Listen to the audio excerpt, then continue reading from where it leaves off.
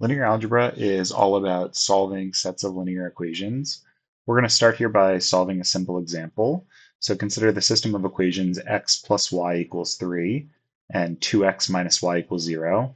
When we're solving a system of equations, our goal is to find values for all of the variables so that each equation in the system is solved for simultaneously. So in this case, we're looking for values for both x and y, so that x plus y equals 3, and at the same time, 2x minus y equals 0.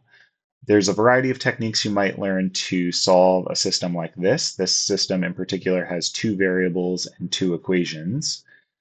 In this class, we're going to focus on a technique known as the elimination technique or elimination method, and that's what we'll go through to solve this system. So the first step in the elimination method for this system is to eliminate the variable x from the second equation.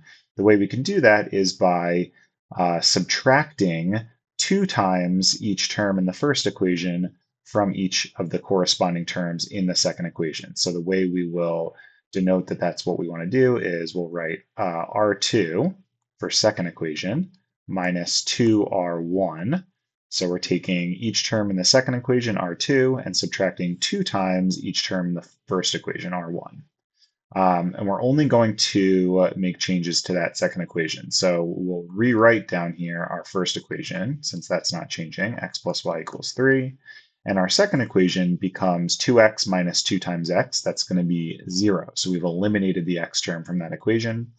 And our second equation, we have minus y minus 2y. So that ends up being a minus 3y.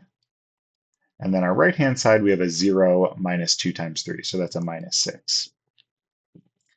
So from our second equation now, we can solve for y by dividing both sides by -3. We'll denote that by writing R2, again for second equation, divided by -3. Our first equation still doesn't change, so we'll write x plus y equals 3 again. And our second equation now says y equals -6 over -3, which is 2. Once we've solved that second equation for y, we can plug it into that first equation. So we have x plus, instead of y, we'll write 2 equals 3. And so we can solve this for x by subtracting 2 from both sides, and we get x equals 1.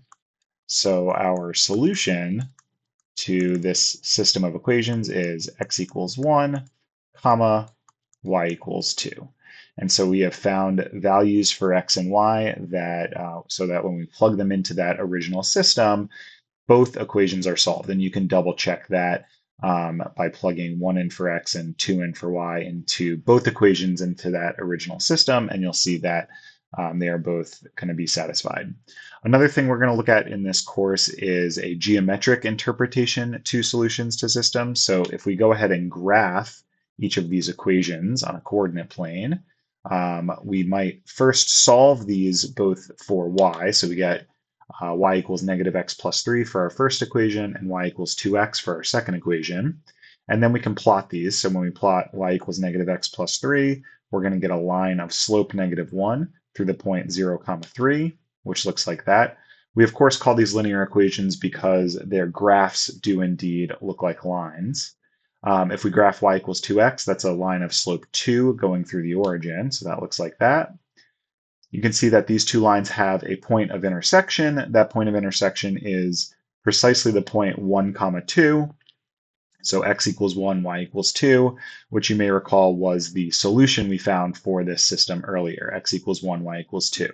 And so what we'll see in this class is that geometrically, solutions to systems are going to represent intersection points of the corresponding graphs. In this case, the intersection point was an intersection of two lines. We may, in general, be graphing other mathematical objects besides lines, but we do want to keep in mind that solutions to these systems will be in some way connected to intersection points of their graphs.